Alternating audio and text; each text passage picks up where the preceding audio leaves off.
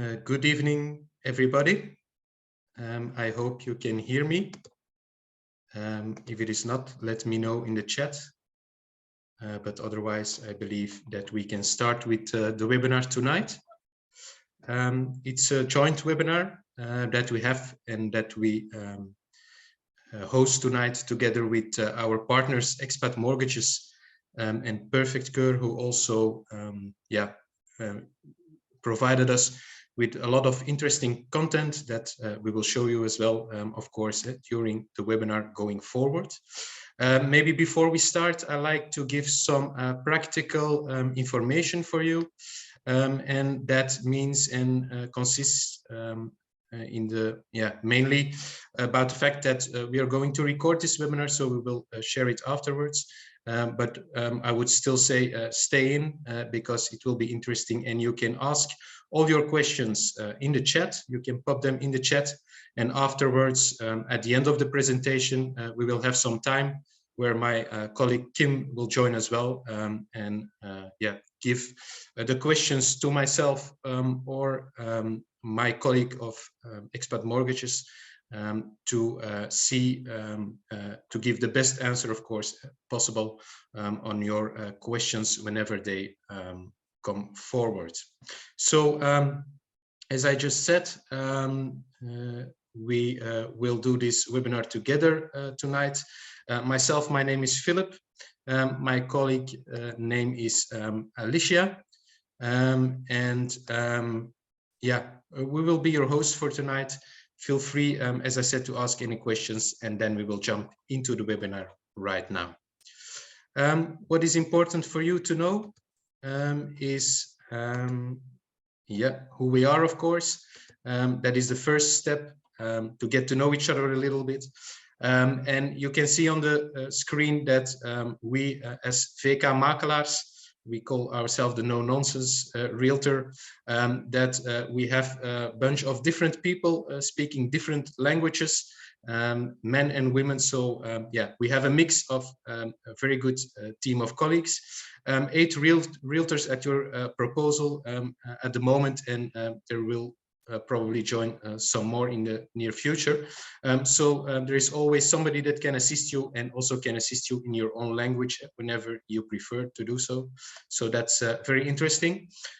We always say we work for following the 4 Ps. That means we are proactive, or try to be that. We try to be personal, punctual, and precise, and it shows also in the reviews that we get, and we are very happy with that, that we score a 4.9 out of 5 stars. So we are very happy with that result, of course, and hope that if you ever work with us together, we can convince you of the same.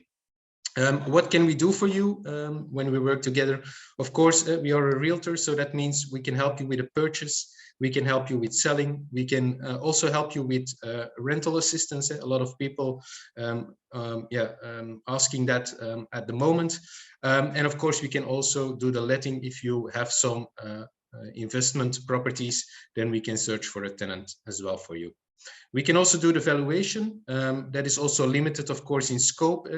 That's more the smaller circle, as we can only do that around our head office. And we can also do the property management for you whenever you want us to do that. What is important to know is that we are a VBO member, so we are part of a realtor association, and as a result, of course, we need to follow some specific rules, but that is to guarantee, of course, that you get the quality that you deserve.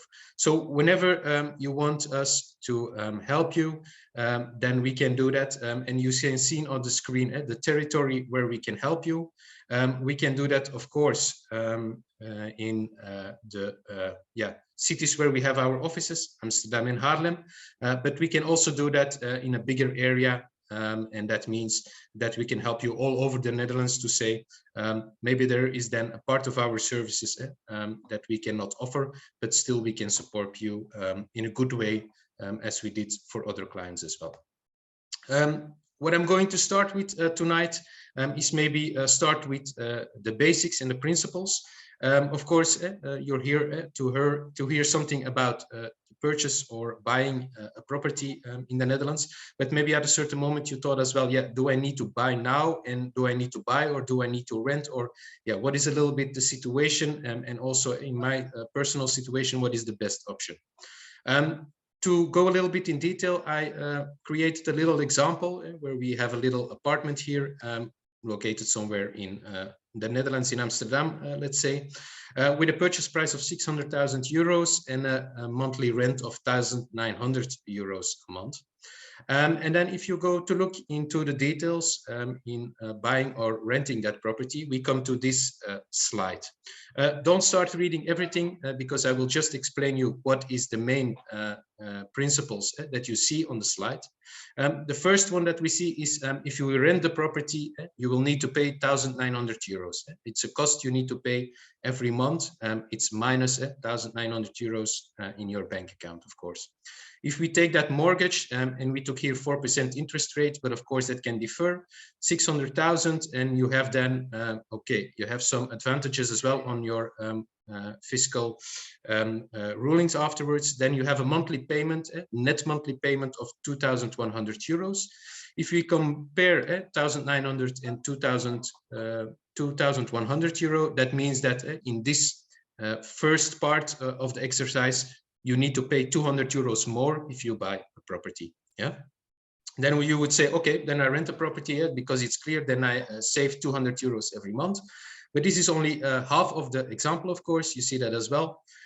What is important when we buy a property, we pay, of course, we pay interest rates, but we also pay an amount of the equity that the property stands for. And in this example, that means we pay every month 1,430 euros of equity back to the bank. Yeah, of course, we have some costs as an owner. We have maintenance costs, minus 500, you see over here, but it still means that bottom line, we save around 930 euros just by the fact that we build up equity by paying back that mortgage to the bank. If you then compare, of course, the red number of minus 200 euros and the positive amount of 930, that means that in this example, you save 730 euros by buying a property instead of renting a property. Yeah. Is it always that easy like that? Yes and no. Yes, this is the exercise, and I just explained everything in detail. Of course, you need to be able to pay your mortgage every month and every year and going forward. So that is, of course, a risk that you take, and you need to be certain about it, that you're able to pay for 10 or 20 years the amount that you need to pay. What is also important, of course, is as an owner, you have the risk of the property. If something breaks down, but also, for example, if the value goes down, yeah, then of course it's your risk as well. At the other side, we come to the numbers a little bit later, but you will see in a longer perspective, if you look at a longer term, and that means some years, then it is most likely that the value always will go up, but we come to that in a moment. Of course, you can rent and then you're more flexible. The negative point on that as well is that, as you see today, also in Amsterdam, they work a lot with short-term rental contracts. And after 2 years, they say, thank you, we take another tenant. And then, yeah, you lose your home and you need to find something else. Yeah. So this is the first example, to buy or to rent. Just bear in mind, if you want to build up equity, then it's always a very good idea to buy a property. Of course, you need to be able to pay the mortgage. Of course, my colleague will come to that mortgage part a little bit later, so more to come on that side. Of course, if you then decided, I want to buy something, you need to know the market and what is going on today. First slide that I want to show you about that market is the housing price index since 1995. Very important to see, because also on today, people ask a lot, what is going to happen? I will give you already the answer. I don't know exactly what is going to happen, but of course, I will give you some guidelines, what is likely to happen based on what we see in the market and what is changing for sure since the last quarter. What you see over here is that, as I said, the prices always went up in the Netherlands, but you see as well between 2010 and 2015 something went wrong. That is clear. That was due to the big banking crisis in 2008, and also the fact that because of the structure of financing in the Netherlands, that there was a big problem between 2010 2015. At a certain moment, nobody was buying houses anymore, and all those houses were sometimes with a mortgage that was higher than 100% of the value of the property, came to the market and could not be sold. Yeah, big problem. A lot of people lost their house. The bank had a lot of houses. It was not a good situation. Also a little bit the reason why they didn't build too much properties anymore at that moment, because there was enough offer in the market. And then you had the result, of course, that we experienced in 2020 and 2021, that because of the lack of properties in the market, that prices went up like crazy. Yeah, you don't see it very clear over here, but I come to the numbers of Q3 in a minute. But what we see now is somewhere that that steep increase at the moment that really stopped. That is clear. Everybody knows it, and it's also showing in the numbers now that yeah, the steep increase of prices going up for sure between the quarters is not happening anymore.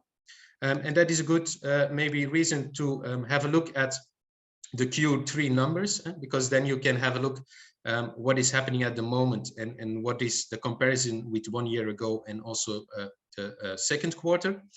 If we see for houses that were sold, we still see that 32,000 houses were sold. That's quite a lot.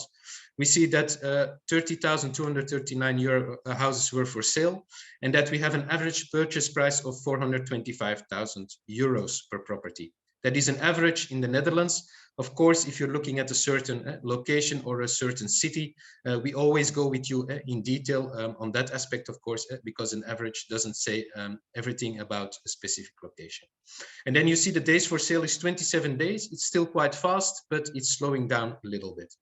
If we look at the houses that were sold, we are around the same amount of houses that were sold like 1 year ago. So that's the same. But if we see then that the houses that are for sale, we have a plus of 80% of houses that came to the market in Q3. Yeah, so that's very clear. That's something that changed. There are a lot more houses coming to the market. One of the reasons, of course, is that some people bought a new build and they will finance it with selling the old property or the own property that they have at the moment. And at the moment, of course, that yeah, they need to pay it. They want to be absolutely sure that they can pay it. So they are a little bit anxious at the moment. What is the future going to bring? And then they try to bring it to the market as soon as possible. An explanation why we go up with 80% of houses that are for sale on the market. Purchase price, average purchase price went up with 2% if you compare to 1 year ago. But then we see something very important as well. I put it in a red dot to put the focus on it. But compared to Q2, in Q3, we went down with yeah, almost 6% on average, a little bit below that 5.8. Yeah, so that's the first time since long that we see that prices are really going down. Of course, in August, we also had yeah, a month of August where the first time since Corona, people left the country and so on and so on.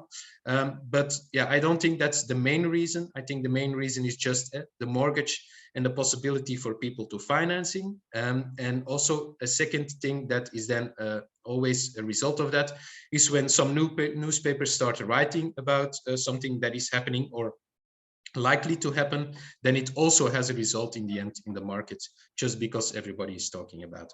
Yeah, days for sale 27, as I said, still fast, but also compared to last quarter, it was 3 days longer. So also over there, we see that sometimes it takes longer for a property to get sold.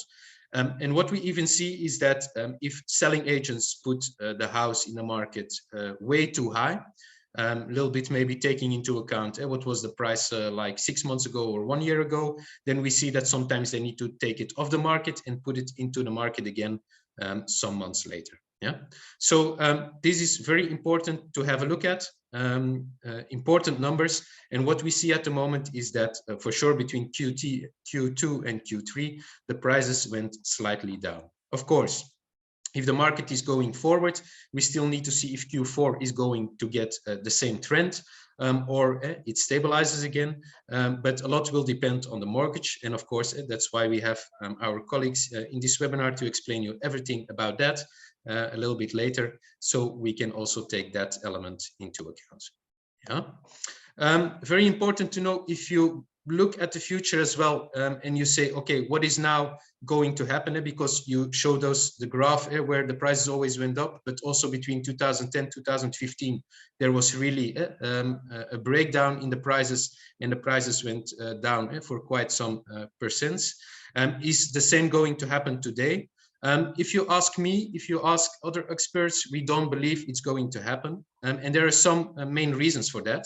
And that's why I show you here some drivers of the real estate price that somewhere supports what I try to explain to you. First thing, of course, one of the drivers of a real estate price, the selling price of a property, is the offer and demand in the market. Yeah. As I said already, in 2010, there was a lot of offer in the market. At the end of 2015, there was not too much of offer in the market, and for sure not in 2020 and 2021. And that made the prices going up like crazy, combined with the cheap mortgage, of course. So offer and demand are important. And what we see on today is that on the short term, a lot of existing houses come to the market.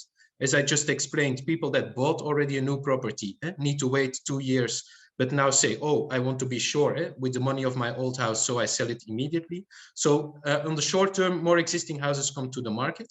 But in general, we have a structural problem in the Netherlands that we are short of 300,000 houses. And we see as well that new builds don't go forward the way they should on today. Yeah, in the plans of all authorities, they say that every 10 years now we will grow with 100,000 people in the Netherlands. So we need on 10 years to have 1 million houses. And we have a structural problem of 300,000 houses already on today. So we need to build 100,000 houses. And as you saw with Corona, but also now with the war in Ukraine, and also with the ship that was blocked a little bit in between and all those kind of things, we see that the maximum we built is 70,000, and even this year it's likely we only come to 50,000. And then yesterday I heard on the news again that there is also something called like a CO2 problem, or a stikstof probleem in Dutch. And that can also lead to the fact that new builds, new projects will be delayed. Yeah. So all those things combined, a lot of people searching on the market, and there is not a lot of new builds coming to the market. I believe it will stabilize the prices, even when mortgages will not be as cheap anymore as they were 1 year ago. Yeah. Fiscal benefits, always important as well. Transfer tax, on today, the government didn't touch at it. Exemption is still possible. I come to that in a minute. Tax rebate also possible, that the interests that you pay, that you can deduct it from your salary before it gets taxed. So that's also interesting. And also the overvalue of your house is exempted. So all those things still make that people that are in the market and that have overvalue as well, they can use it, of course, to not take 100% of a mortgage on the new house. And it means that they can overbid a little bit more with that extra money. Finance cost, I put it in red because, of course, it can have a positive or a negative effect. I think finance cost at the moment has a negative effect. As I said, mortgage rates very important, but my colleagues will go in detail. And then the buying power in general. But even the buying power and the cost of energy will have an effect as of next year on the maximum amount that you can borrow with the bank. So for sure, on the short term, finance cost will have a negative effect on prices, and we saw that already in Q3. Then you have material costs. As I said, one of the reasons as well that new builds don't go forward the way they should. And then, of course, you have the alternatives. If you, we started with it, to buy or to rent. If you can rent at a good amount in the market that is like half of a mortgage, then maybe it's better to wait a little bit and stay in your rental home and then buy in 1, 2, 3, 4, 5 years. But if you're looking at the prices in the market on today, then yeah, it's clear that renting a property, you don't save a lot of money compared to buy a property. Yeah. So in that sense, the alternatives in the market, there are not a lot of alternatives. And that means as well that still the prices of buying a property go up. We showed that example totally in the beginning as well. Yeah, so drivers of the real estate prices on the short term, for sure, they have a negative effect, and the finance cost is the most important. But on the long term, I don't see a repetition of what happened in 2008, just because all of the information that I just gave you. And then you go to the market, you say, I know a little bit what is playing. So I think it can be an interesting time to buy now, as maybe there will be a little dip, but it will pick up again later. How do I prepare myself now to go really into the market and look at a specific property? What I always say is take into account the 1, 2, 3 rule. And I will show you with an example as well. We have the Wilhelmina Straat here in Amsterdam. And you see the asking price of that property is 475,000 euros. So that's the asking price. Oh, I cheated here a little bit, but okay, let's take then 495,000 as asking price. We look at the value together with you, and we can do that or an appraiser, but before making the offer, normally your buying agent will help you with that. And we see that the value of that property compared to others, to other references in the same neighborhood is 520,000. Yeah. At a certain moment, we go to do the visit, you really like the property and you say, okay, I want to make a good offer, but I think 520 is a little bit too much. I make an offer of 515,000 euros. And it seems that there were only 2 offers and you had the best and most secure offer. So you win the bid and you buy the property. Very nice. You buy a little bit below the value. That can happen on today. So that's nice in first instance. And the second thing, of course, is that you say, yeah, but of course, totally in the beginning, I was asking myself as well, I have that asking price of 495,000. How much do I need to overbid on that property? Yeah. On today, it's of course different than some months ago. But what we did over here, we overbid with 20,000. That's what a lot of people say.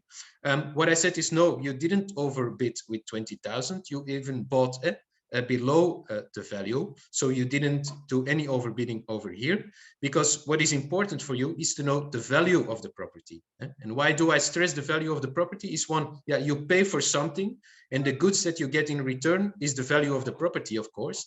The second thing why it's also important is that you can have a mortgage up to 100% most of the times of the property, for sure if you go to live there yourself. And that means that, of course, you want to have the most and the highest possible financing for that property if possible. So that's why we look at the value and not at the asking price when we speak about overbidding on that property and the final bid or purchase price that we pay for it. Yeah. So overbidding, very interesting to have a look at it. In the past, a lot of people said, yeah, is it 10, 15 or 20%? I think for sure today it doesn't count anymore. What is important to know as well is that the percentage dropped down because selling agents now as well today will put the asking price higher than they did before. Yeah, before they would put a property like this at 475,000. You see that on the picture. I'm 100% sure if they put it on a listing today, they will at least put 495,000. Maybe even they would put 500,000 as an asking price, because they know there are less people that come to the biddings, less people that will make a final offer. And as a result, of course, they need to put the asking price a little bit higher if they want to have the same final result. Yeah. So very important to know over here. We didn't overbid. We even bought it below the value of the property. So that is very interesting. And you can normally finance 100% of your purchase price if all other conditions are met. Yeah. So when you go to the market, use that 1, 2, 3 rule. If you need some assistance with calculating that value, come to us. But I think that is very important. And for sure also on today, because you see as well in this example, if we would overbid with 10%, then we would pay a lot of money, and it would be too much in the end for the property that we're looking at. Yeah. I hope that is a little bit clear to you. And then, of course, you will have some questions in the total purchase process. Where do we start? And what is maybe one of the main elements to focus in that process in specific? What I give you here are like 3 topics where I say do that absolutely in a good way to be sure that afterwards you don't have any regrets. And the first thing is look at your budget. That is one of the most important rules. It's really the priority. So before you come to us to say as a buying agent, always go first to your mortgage advisor or your bank and be sure that you know your mortgage. That's where it all starts. And that's very important to know before you go to viewings. Just know if I fell in love or fall in love with that property, how much can I offer in the end, and how much can I bid. Do your homework. That's the second topic. That's something you could do yourself, but of course we can also help you with that. DD means due diligence. You will receive a lot of documents about the property. Of course, they are all in Dutch. If you need some assistance with that, we are there to help you. And it's important to buy something where you don't have a problem with the VVE, for example, where you don't have any legal problems, and where you see as well afterwards that there are no structural issues that were mentioned in the information already. So that means that you are liable for it and not the seller, because you were informed about it. So that due diligence on the documents and information, that is really crucial. The same is for estimation of the value. As I said before, you want to make an offer and you need to know somewhere what is the value of that property. We have a lot of databases where we can take references and show you in a transparent way how we come to a certain value of a property, but it will help you to make the right bid at the right amount. Of course, as well, make a good offer. This is also important. You need to convince that seller some way, somehow. And that means that your offer doesn't only mentions the price, it's also important, but also some conditions, like, for example, when do you prefer to move in? When is the transfer date? Do you like to take over some furniture? Yes or no? All other relevant topics. Maybe you want to have a technical appraisal as well afterwards. All those things, they apply. They are important to mention in your bid, so there is no discussion afterwards. And you also need to make sure that your bid is convincing. You do that with a personal touch, but also with supportive information. What do I mean with that supportive information? It can be, for example, an email or a certificate from your mortgage advisor where they state, okay, we looked into detail and based on the income that my clients have, it is very likely that they will have a mortgage of around 520,000, for example. Yeah. So how to be successful? Just keep in mind those 3 main topics. And if you need some assistance, yeah, reach out to an expert. But it is important to make the right bids and afterwards to have no regrets as well. And then, of course, what is important as well for you to know is that you pay the purchase cost, the purchase price. I want to say that is important, but you also need to pay some extra costs. And not all of those costs can be financed. Yeah. So take always into account that you have your price, but you have also the price of your bank or your mortgage advisor. You also have, of course, the price of a buying agent or a realtor if you ask them for assistance. If it's part of your conditions or your offer, you will use a technical expert. That is also important to take into account. Yeah, the cost is all a little bit relevant or related to the location where you are. But if you want some more details, you can ask me. The appraiser, of course, also important to take that into account, will be around 650, 750 euros. And of course, you will also need the notary, 1 to sign the transfer deed, and 2 to have the deed of the transfer deed indeed, and 2 to have the mortgage deed. If you buy in Amsterdam, then there is one thing more. They will also draft the purchase contract over there, and it all has to do with leasehold and all those kind of legal things that apply in specific for Amsterdam, can also be in other cities, but in Amsterdam they decided that the notary will draft always the purchase contract for you. Yeah. If you want to have an estimation on what that will cost for you, then somewhere use the rule of thumb that the purchase price, you need to count 3 to 4% as extra costs. all those experts that you will hire and that you need, and also the transfer tax that applies depending on your situation will be around 2%. Of course, if it's investment, then it's more, than it's 8%. If you can be exempted, if you buy below 400,000 and you're younger than 35, then per person it can be looked that you can be exempted and you don't need to pay any transfer tax. Yeah, always important always to check also on tax deductibility of all those costs, because everything that is related to your mortgage can be deducted. Yeah, and as I said, if you want to have a special detailed calculation for a property that you're looking at, then of course we are willing to do that for you. It doesn't take too much time for us. Voila, that was a little bit the buying process. We have a lot of services as well that can support you. I'm not going totally in detail. It is just important, if you come to us, then you need to know, do I need some assistance with search? Yes. Then I want the all-in package. Do I just need some support with viewings, but search I can do myself on Funda and other websites? Then you ask for the full package. And if you say, yeah, I don't need support with the viewings as well, but afterwards when I want to make an offer, then I need some assistance with the due diligence and all other steps in the process that apply, then you can go for the basic package. I'm not going totally in detail over here about it, but then yeah, you heard something. Most popular is the full package with us at the moment, and always take into account that it is our service that applies. And so the other experts that I just mentioned in the previous slide, you still need to add that costs to our fee, of course. Yeah. And then we come to a very important part, not only when you go to the viewings, but of course also when you bought the property, and that is the topic of the energy improvement. For this, I asked our partners of Perfect Keur to give some information. I will give the presentation, but I use the information of Perfect Keur. And if later on you want to have some more detailed studies, you can always contact them as well. So where do we start? And that is one of the main elements you can use already, and that will be part of that big file where we study on the due diligence file. You will have the energy label coming up. And that is really interesting, because in that energy label, of course, the energy performance of your house will be compared to other houses of the same type. It will be a benchmark. Of course, how you use the property is not included in that label. It's really the house itself. And the good thing is, of course, that the seller needs to provide it to you. It's one of the main criteria. If you sign the purchase contract, then they needed to provide you with that energy label.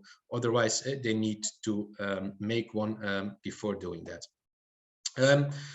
It, of course, gives a current situation about the consumption of the property. That's number one. It also tells you something about the envelope, they call it, but it's like the outside of the building, and how much energy or warmth does your building loses. And the third part that is also mentioned is the installations of your house. Yeah, if you go a little bit in detail in that energy label, you will see that there is described what is the actual situation, and also some advice what you can do going forward. One thing that is very important to mention is that the energy labels will stay valid for 10 years. And that in the past you had like the old energy labels, I have to say, where people just could buy that online for 25 euros. Yeah. If you have an old energy label like that, then it is likely that it will not match 100% with the energy label on today. So yeah, then it's always good to make a little bit your own estimation of costs, or your own to make up your mind about the actual situation of the house and what you can see, or the improvements that were made in the meantime. Yeah. Always bear in mind that, of course, after 10 years, you need to have a new energy label if you sell it or you rent it. And then, of course, the new rules will apply. And sometimes it can then be that if the old energy label was C, but it was not totally correct, that now you will have a D or something similar, unless you did some improvement works in the meantime. Yeah. What is very important always, the steps to follow, and somewhere the action plan. When you bought that house and you say, yeah, I know it was D or C, but I try to improve it still a little bit more because I want to have the most energy performant building that I can have, taking into account my budget of renovation. Then it's very easy to say it's IRG, that is the 3-letter word that you can use, and it means start with insulation. That is the main and the most important work to start with, that envelope that we were discussing, your roof, your walls, and your floor. Sometimes also important then when you look at a house, when you want to buy it, if the crawling space is accessible, yes or no, or is it insulated already, yes or no. That's something very important for sure when we look at houses of the 30s. Replace installations, of course, that's also important. If you have a really old central heating installation, it's better to replace it at a certain moment.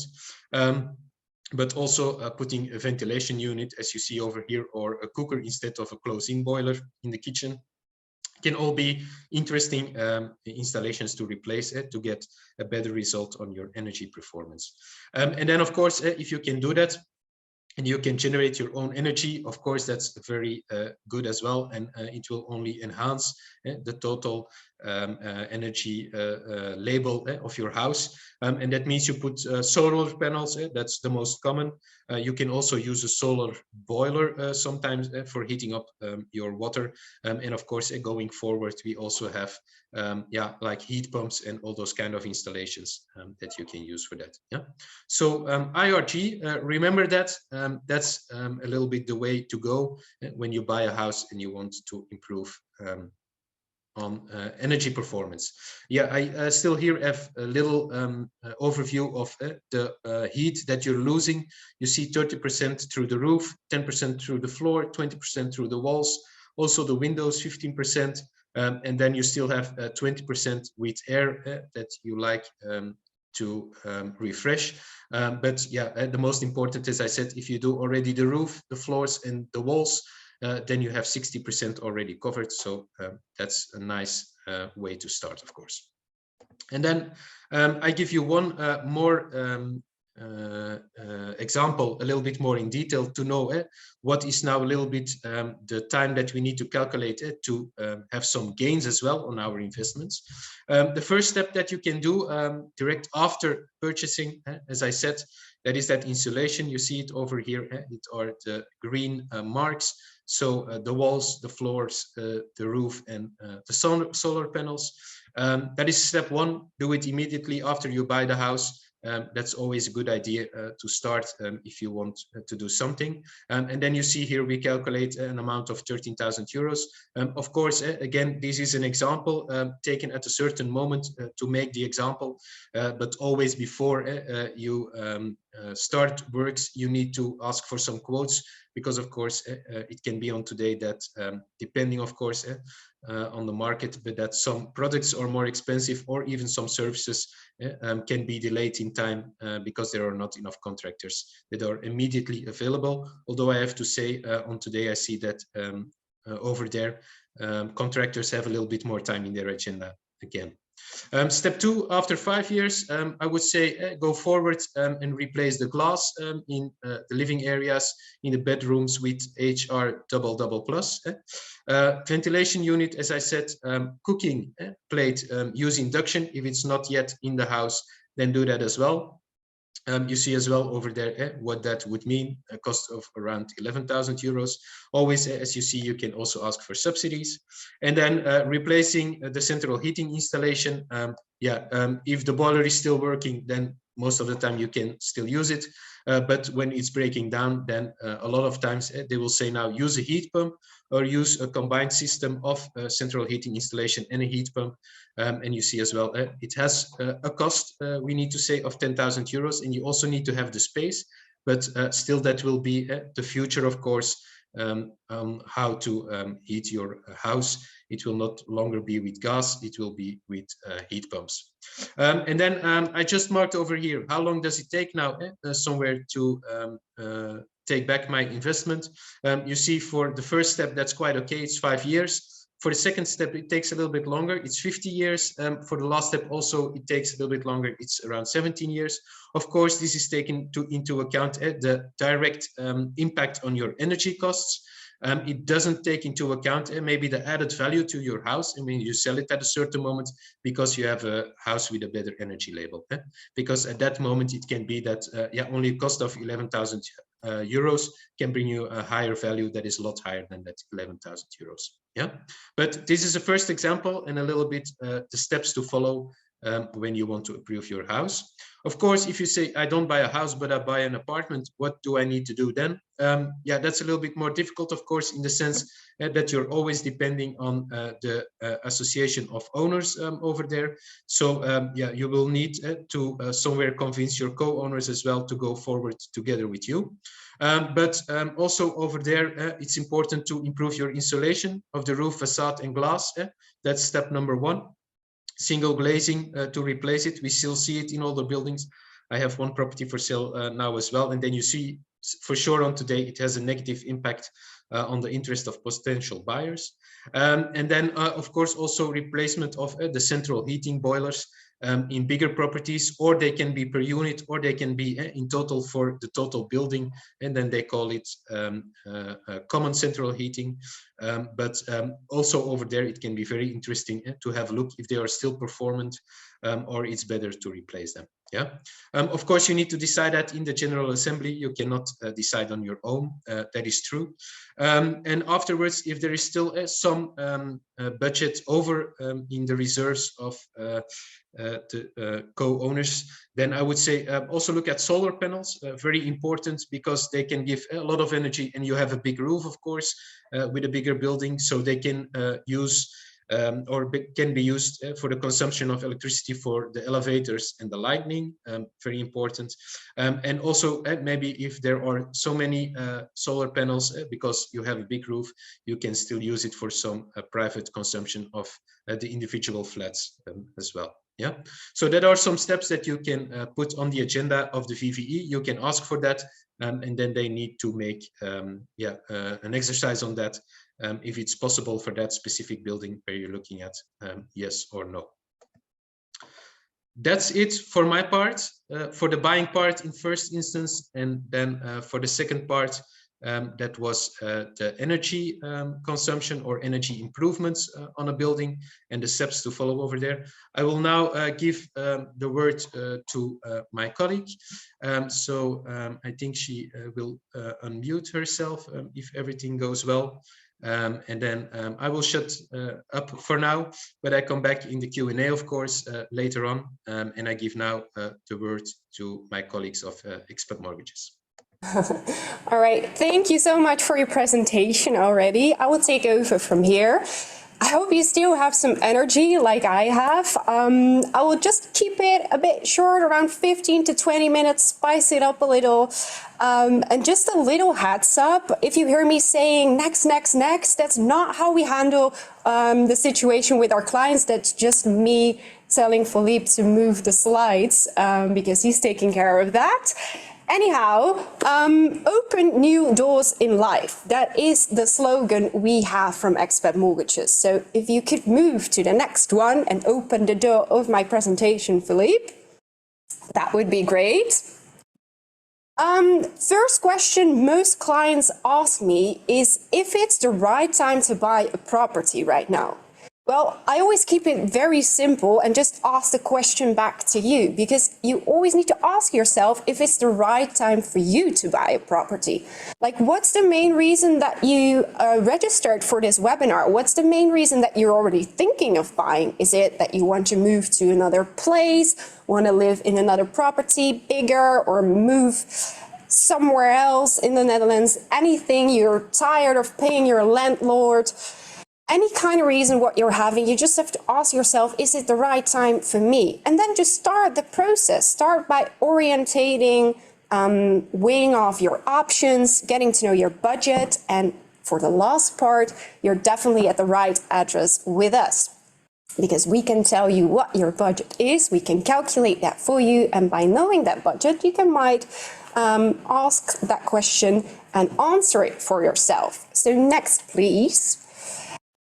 When I'm talking about our team, like who are we? We are Expat Mortgages. So what the name is already saying, we only do mortgages and we only do it for expats. So we're really expertise in handling the cases for you as an expat, having a good proposition with most banks, and good for you to know we're an independent advisor. So you can go to the bank directly and get their product and their service, but you can also come to an independent advisor like us, which means that you will really get some tailor-made advice based on your situation, your personal wishes, long-term, short-term goals, and really up to you. Next, please. So my name is Alicia van Schijndel and I am a mortgage consultant for the area of Rotterdam and The Hague. That doesn't necessarily mean that you have to buy something in Rotterdam or The Hague. Well, I would love to, because then I can help you out, but we work all over the country. So we have a large team of consultants working from up north to the southern part of the Netherlands, Amsterdam area, Haarlem, Utrecht, Eindhoven, you name it, and we can help you out. Next, please.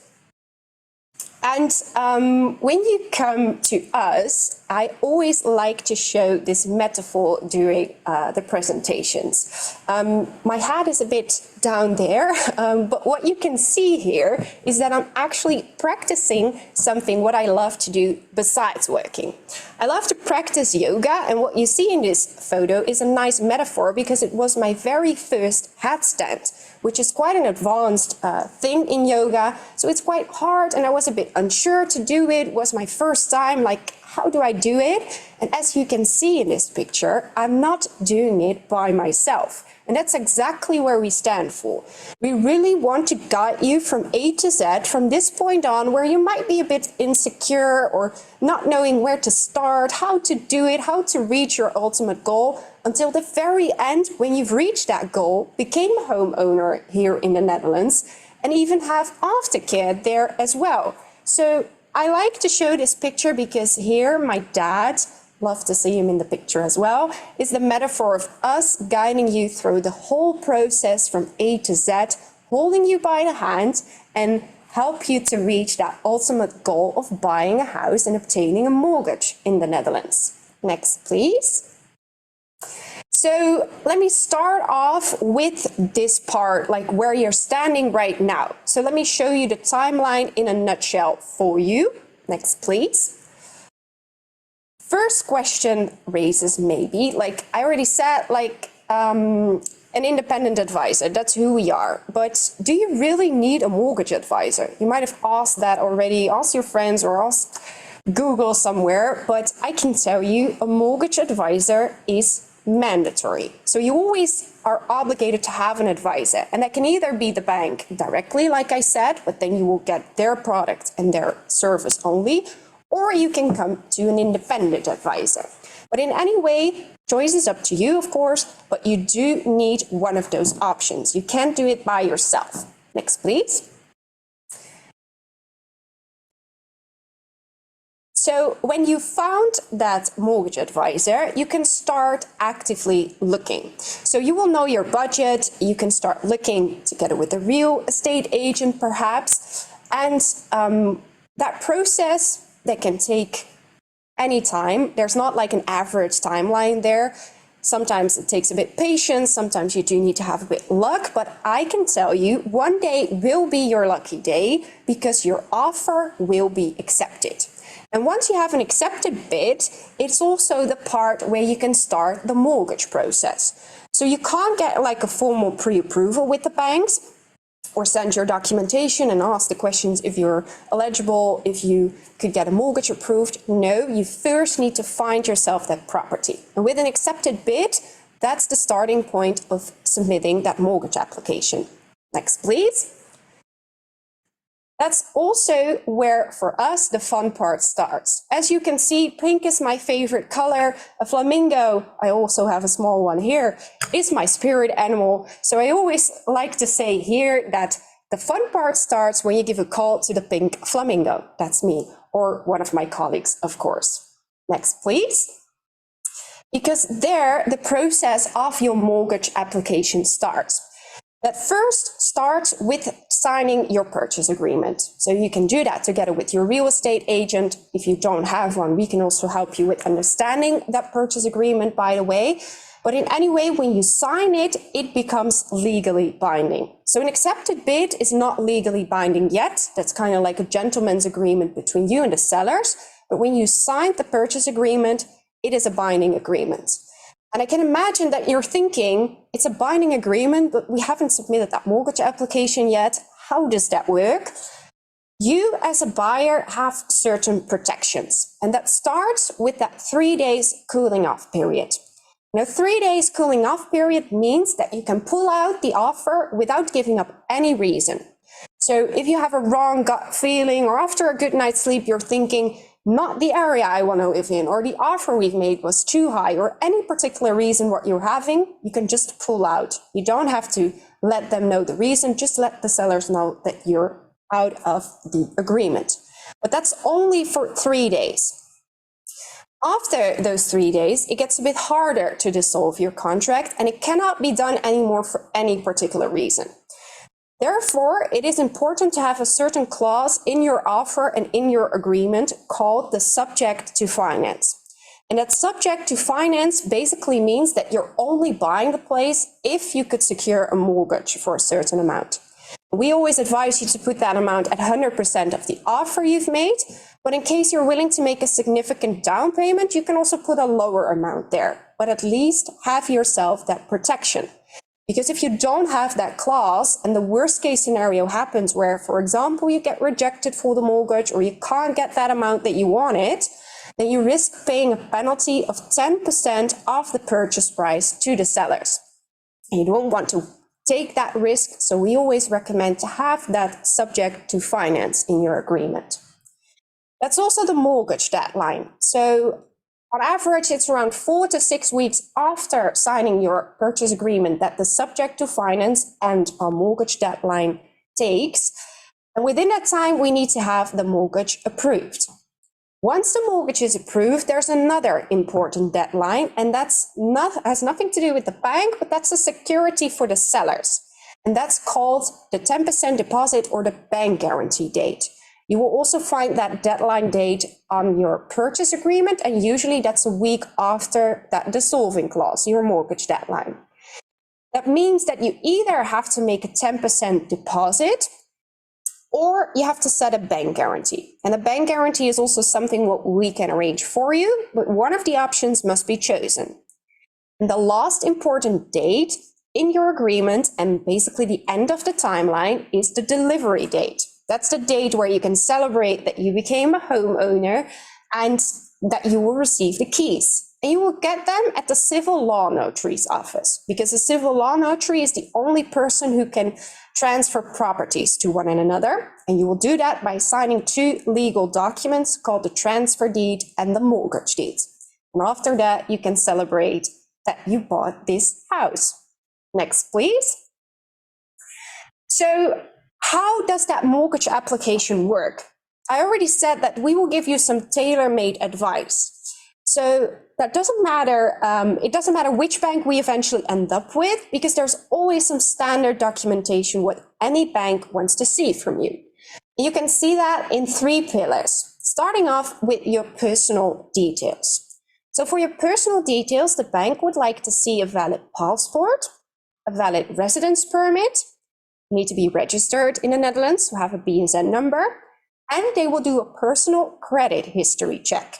And with a credit history check is meant that they check if you have any outstanding loans, debts, credit cards you don't pay off regularly, a private lease car, any kind of debt you can think of will be found out by the bank, because that is registered with the Bureau Credit Registration. And I know in some countries that the more credits you have, the more credibility you have, but here in the Netherlands, it works a bit different. Because here you can only have a negative credit score, meaning that if you have a debt, it will decrease your maximum mortgage capacity. So please be transparent about this to your mortgage advisor, because it really impacts your maximum capacity. Next, please. The second pillar has everything to do with your financial situation. And your financial situation on one hand contains your income, and on the other hand contains your savings situation. So for your income, your gross annual salary must be proven, because your gross annual salary determines what your maximum mortgage capacity is. So rule of thumb is that you can borrow around 5 times that gross annual salary. And that does not only contain your base salary, but also your holiday allowance, a 13th month if you receive that, and even sometimes a part of a personal bonus can be taken into account. So if you have multiple income components, I would always advise you to let your mortgage consultant know so we can calculate exactly what your capacity would be. We need to prove that to the bank with your employment contract, a recent salary slip to see what you get actually paid out, and a template called an employer statement. With an employer statement, your HR or employer will declare what income components you're having that needs to match with your salary slip, and they will also put on the form what kind of contract are you having. Is it definite or indefinite? Do you have a positive intent or not? And they also need to sign that document. So that's an important thing to ask your HR once the mortgage application needs to be done. On the other hand, we have the savings, and the savings are important because you do need some own money, not as a down payment on a mortgage, because that's not a necessary thing here in the Netherlands. If you're eligible for the mortgage, you can borrow that 100%, but there are some extra costs involved. And that can be like the transfer tax, the notary fee, a fee for the real estate agent, our fee, for example. Those additional costs, all summed up, are around 5 to 6% of your purchase price. And the bank really likes to see that you do have those sufficient funds in your account, so they know for sure that you can pay for those additional costs. So you always need to prove to the bank with a statement or a screenshot of your account that you have those savings. Next, please. The third and the last pillar is about the property you've just bought. So you need to deliver the bank with your signed purchase agreement, so they know what you bought, of course. And we need to have a valuation report. An evaluation report is an important document because that's what determines the market value of the property. And the market value of the property is important because that's 100% of what you can borrow. So like I said, you have a maximum capacity based on your income. There's always a maximum. There's also a maximum here when it comes to the property. So just to give you a clear example there, let's say your maximum mortgage capacity is 400,000 euros. So giving you some round numbers, let's say you buy something for 300,000 euros and the market value of that property is also 300,000 euros. Although on your income you could borrow more, the maximum mortgage would still be that 300,000 because that's the value of the property and you cannot borrow more than 100% of that. But it also works the other way around. Let's say you end up buying something for 500,000 euros. And the market value would also be 500,000, but on your income, you can only borrow that 400,000, meaning that in this example, you have to pay the difference out of your own pocket.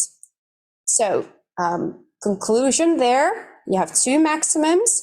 Both will be taken into account by the bank and they cannot exceed each other. You must be thinking the evaluation report, how does that happen? Also something what we can help you arrange, because that's something what we do after you signed your purchase agreement. And we will then send an independent agent to the property to determine what that value is. And that report will be 100% leading for the bank.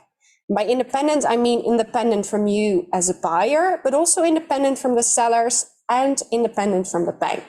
So that report is a really important thing and also something what will be leading there for the bank. So to sum it up, we have three pillars: your personal details, your income situation or your financial situation, and the property itself. And that contains all the standard documentation what the bank wants to see. And of course, it can occur that they have some additional questions or need to see some additional documents, but that's also something what we always guide you through as your mortgage consultant. Next, please. So once the mortgage the mortgage application will be submitted, there are also some important decisions what you need to make. Because your monthly payments, so what you'll be paying for the mortgage, are depending on different factors, what you can influence yourself. So, of course, the mortgage amount impacts your monthly payments, because you can imagine the higher your mortgage, the higher your monthly payments would be. But there are also some other factors, starting off with the type of mortgage. In a nutshell, we have two types of mortgages in the Netherlands: annuity and linear, where with annuity, you have the same gross monthly payments for the whole duration of the mortgage, where your interest component will go down and your repayment component will go up over the years. That means that you have most net income to spend in the beginning years. So you keep your monthly payments as low as possible and have more net income to spend there. But on the other hand, we have linear. And as the name already says, it's a linear type where you start off with higher monthly payments and they will decrease over the years. And that is because the repayment component remains the same. So you do more capital repayments from the beginning and your residual debt will decrease a bit sooner, meaning that either the gross as well as the net will decrease over the years, meaning that later on, so in a couple of years, your net income will become lower, or your net income to spend will be more, and your net outgoing is going to be lower. Another factor is the duration. Standard duration of the mortgage here in the Netherlands is 30 years. And that's also because you have the right of tax deduction for 30 years. Philippe already mentioned something about that. Interest component is tax deductible, so you have some benefit over that when you do your income taxes. That's why we always choose that 30 years, because you have that right for 30 years. But you can also choose a shorter duration if you prefer. But with a shorter duration comes a lower maximum mortgage capacity and higher monthly payments. So if you're not willing to come in that situation, there's also another possibility to pay off your mortgage sooner. And that's by the possibility of doing extra repayments, because you're allowed to repay back extra 10% of the initial mortgage amount every calendar year. So by doing so, you pay off extra capital, pay less interest in the end, and you pay off your mortgage sooner than the 30 years. So definitely worth considering if you have some extra money there. And lastly, the interest rate. It's a very sensitive topic nowadays because the interest rates are much fluctuating, increasing a lot, slightly decreasing again, increasing. It's like looking in a glass bowl. Every client asks me, like, do you see it going down in the near future? I really, really don't know. I would love to tell you, but it's like looking into that glass bowl. I hope it will stabilize somewhere soon. But the interest rate is something what impacts the mortgage details as well, your monthly payments. Because the longer you fix your interest rate, the higher your interest rate would be. So the more security you're looking for, the higher your monthly payments would be by that. So that's, in a nutshell, how your mortgage details will look like and what important decisions you need to make when we submit your application. Next, please. So the closing costs, I already said something about that. The closing costs are going to be paid when you are going to the notary. So that 5 to 6%, that total amount, you will receive a final settlement of that approximately 1 week before you go to the notary, and you pay that amount at once to the notary. And that will be the party who pays out all the invoices for you. So with the mortgage application, you need to have the money in your savings account, but the actual payment comes later when your delivery date comes closer. You don't have to pay out all the invoices yourself. The notary is the party who does that for you. Next, please. What about taxes? Like I said, the interest component for your mortgage is a tax deductible component. So when you do your income taxes next year, you always have some benefit over that. But also part of the on-off costs are tax deductible, meaning that all mortgage related costs, so for example, the cost for the valuation report, the fee for your mortgage consultant, are also tax deductible. So in the first year, you have the most tax benefit. When you become a client with us, we will always introduce you to our tax advisors because we don't do it ourselves. Like, I have no clue how it works. So we introduce you to our tax advisors, and the first 2 years will be free of charge then for you. And they will help you out to fill in these taxes. because you can choose to have that money back on an annual basis. Some people prefer to have that because it always happens around May or June. So just before summer, before holidays, you have a bunch of money. But some people prefer to have it back on a monthly basis to have lower net expenses. That is something what they will help you out with. So we also guide you through those kind of things. Next, please. And the last important question is that people often ask, like, what if I must leave? What if I must leave the Netherlands? What if I want to have another adventure abroad, or I want to go back to my own country, or any particular reason there? Yes, there are two options. Either you can sell your property, and selling is always penalty free, meaning you pay off the residual debt and you're free to go. And another important option what you're having is to keep your property as an investment. In general, it is possible to convert your mortgage from an owner-occupied mortgage to a buy-to-let mortgage. But you need to ask the bank for permission. And it's important that you do that when you're still in the Netherlands. And you need to ask the bank for permission because they need to convert your mortgage. And by converting your mortgage, three important things will change. First of all, your interest rate will be higher than with an owner-occupied mortgage, around 1 to 1.5% higher. Secondly, you cannot borrow 100% anymore, always around 70 to 80%, meaning that either your residual debt must have been decreased already, or you have to make an extra down payment. And lastly, the tax deduction is not possible anymore because that's only applicable for owner-occupied mortgages. So you have to think about these things that will change.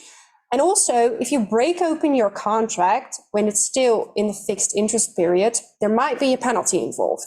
So if you're thinking about keeping that property as an investment, I always recommend to get in touch with your mortgage consultant about it so you can see if that's a beneficial situation for you. Or selling might be a better option. So weighing that off, there are certain options definitely when you must leave.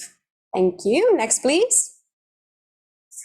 And last thing, why should you choose Expat Mortgages? Well, I think the pictures say it all.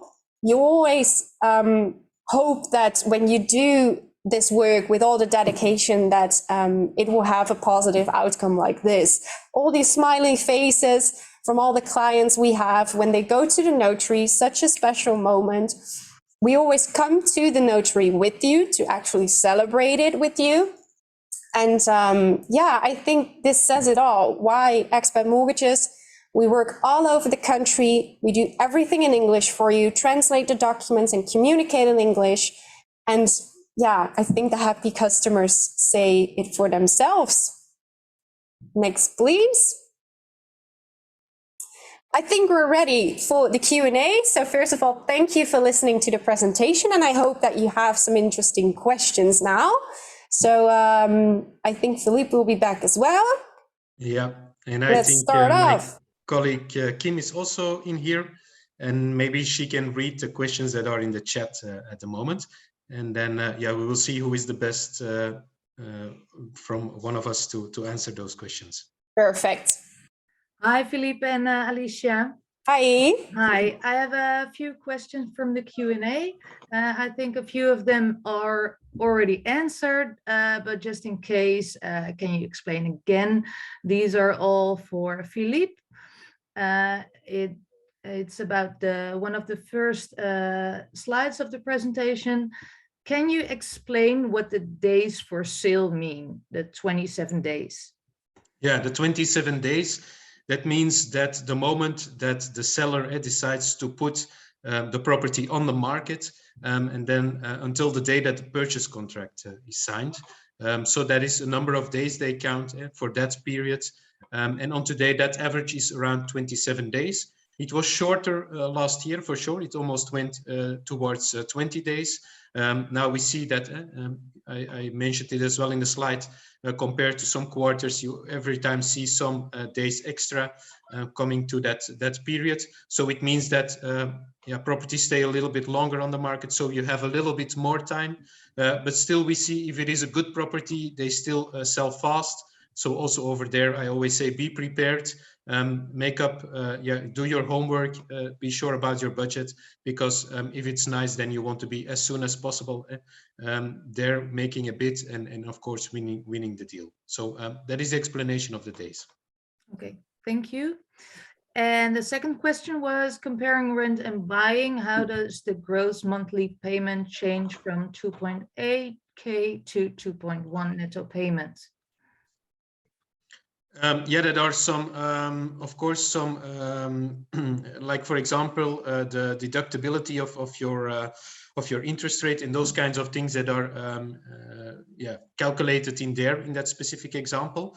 But I always say if people really have like a case like that and they want to have like an example how it goes, then just contact us and we will make the calculation together, and then we will show as well how it works a little bit more in detail. Okay, thanks. And the last question, but it was from Anton Heremans, but I don't think he's here yet. I asked for a more specified question about it. It was, what do you mean with short and long term? How many years per period? I don't know exactly what he meant, but maybe you do. And that's for myself? Yeah, that's for you. Yeah, I think I mentioned the short and the long term on the value of the houses and how maybe purchase prices of houses would differ. And yeah, what is long term? Yeah, that is of course is some years. If you have already 5 years, normally you see that as well in the graphs that over 5 years you have like a stable situation or a change in that time frame. So 5 years is already a long period. If you say, yeah, I buy a property, you also need to pay that purchase cost that we explained, both of us, Alicia and myself. Of course, if you need to make those costs and you say in 1 year I want to sell it again, yeah, then you're always depending on the market, what the market did in that time, and if you can recuperate all the costs that you had as well, of course. So I would say short term is more like 1 year, 2 year, that's quite short. If it starts to be longer than 2 years, then you're more speaking about long term. Okay, thank you. There are some more questions in the chat. In defining the value of a property, how indicative is WOZ-waarde? Yeah, that is a very good question.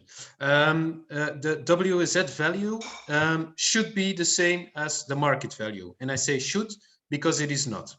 There is a reason for that. And there are in the end 2 reasons.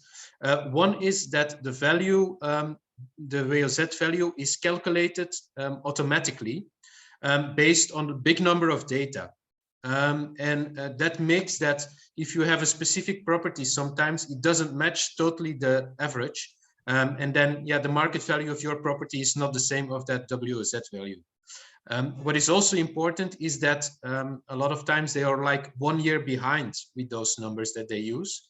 And that means as well that, yeah, if you go to look at the WOZ value, for a lot of properties, you will see that a WOZ value is lower than the market value that an appraiser will put on paper for you. Yeah? So it says something. If you compare properties with each other, then it is likely that a house with a higher WOZ value will also have a higher market value, just a comparison between those houses.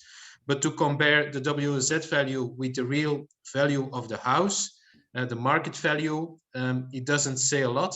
And Alicia can maybe put something more on that, but also for financing, the bank will look at the market value and not only at the WOZ value. Okay. There's another question, personal question. While visiting a property, a seller agent told me that the energy label is C, although it was officially F. She said the owner did not change the label because experts view it costly nowadays. Do you think that's a convincing argument? Wouldn't you pay that cost if it can increase the asking price? Yeah, if you have an energy label, an old one that is F, and normally it's C now, then yeah, you would think that people would make a new energy label. Yeah, as a selling agent, I would tell that to my clients, to be honest. But then you also need to, so if they just say it's a C, but it shows F on the paper, yeah, then be careful as well, because then maybe there is a reason why they didn't ask for that C label, of course, because an energy label is only like 300 euros. So if you can increase the value with some thousands of euros, it is unlikely that they will not ask for a new energy label. Okay. Okay, clear. And another one, on top of the maintenance costs of the property, do we need to pay a tax for being owner? A tax on the house, I mean, that we pay every year. Yeah, you will tax on the fact that you have a own house, of course, so that will be taken into consideration. So yeah, you will pay some taxes as well as a house owner. That is correct. Okay. Another question. Wait, sorry. Are there any technical advantages of buying a flat over a detached house? Technical advantages. Yeah, it depends a little bit. If you buy a new build flat, then for sure it will have advantages. Yeah, the most houses in the Netherlands are quite old, and so energy label is not that good. So yeah, if you buy new flats, for sure it's better. If you buy a flat that is totally in the middle, the energy label is also better than yeah, a house that doesn't have the same yeah, neighbors, amount of neighbors. That can be a difference. But for the rest, yeah, it depends more, I believe, on the age of the property and yeah, on all the conditions itself of a property than specifically the difference between a building or a house and an apartment. Okay, and maybe this one is for Alicia. I run a small business without employees, and 2 banks told me I definitely need a 3-year history, but I don't have that. This in the Netherlands. I do in the UK. Are there exceptions possible for these rules? The bank told me. Thank you, William. That's an amazing question, actually, if you'd ask me. And also prove why you sometimes can better come to an independent advisor, because some banks, yeah, do not have these options or do not have this proposition. And what we have is we have a superstar in-house who runs our unique solutions department, meaning that when you're when you have your own business, when you are not employed, but you have your own business there, we can check if there are any exceptions possible. And what you're telling me is that you don't have a 3-year history in the Netherlands. So what we can do for you is check the history in the UK. And sometimes when that's like a similar history, so if you did like the similar kind of jobs back in the UK as what you're doing in the Netherlands, just to check what we can take into account. But like the name already says, it's a unique solution. So always when you have these kind of exceptions, feel free to come to us and to ask about the possibilities, because we can really point everything out for you, dive into it, and yeah, give you that exception with the bank, because there are definitely possibilities. No is not an answer here. Okay, last but not least, I don't really understand it's not the last, sorry, it keeps on coming. If I work with Alicia or colleagues, do I also pay the bank? Not sure what. Yeah, I think what that question is about. So if you work with Expat Mortgages, if you also have to pay a fee to the bank. So besides our fee, if you also pay the bank for the mortgage. And the answer is no. You either pay the bank if you use their services directly, so if you use a mortgage advisor from the bank directly, or you pay the independent advisor like Expat Mortgages. So no double fees. So you only pay one party. Yeah. Okay, maybe this is the last one. What is the earning model for mortgage advisors and aankoopmakelaars? Is it commission based or fixed price, or on what does that depend? Yeah, for mortgage advice, I can easily answer the question. It's not commission based. We have a flat fee and we don't get any extra money of a higher or lower mortgage or anything like that. We have a transparent fixed fee there. Yeah, and for the buying agent, it's quite clear. We also have a fixed fee. For the other services that we offered, like selling a house, for example, we give the option to the client to choose for a fixed fee or yeah, a percentage on the purchase price. But they can decide then before we go forward. Okay, Another question, if I can borrow 400K, but my house I'm buying is worth 300K, can I use the remaining for other loans like using to buy a car?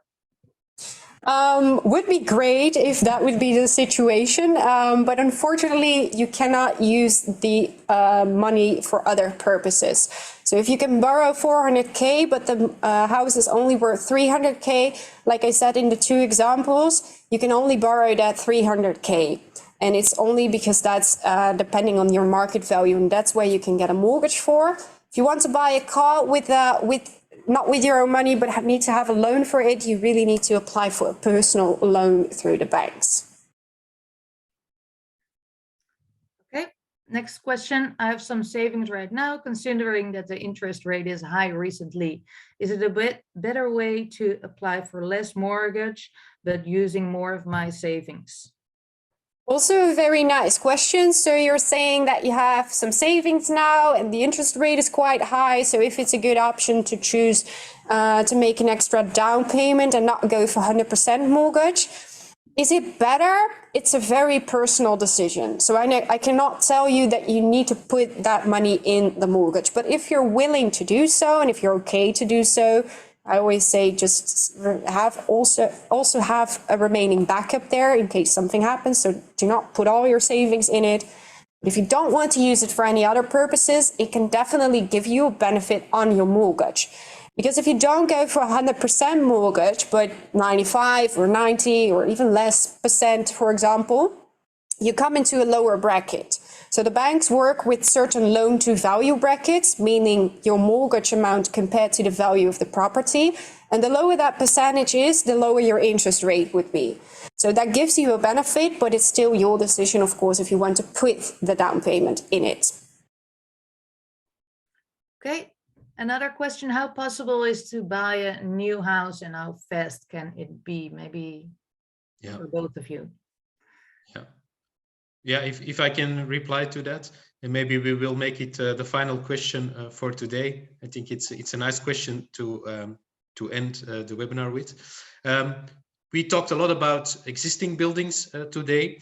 If you look at the new build market, that's totally a different market with own processes and also other costs and other ways of financing. So for that, maybe we should do another webinar a little bit later in the year again, because that can be interesting.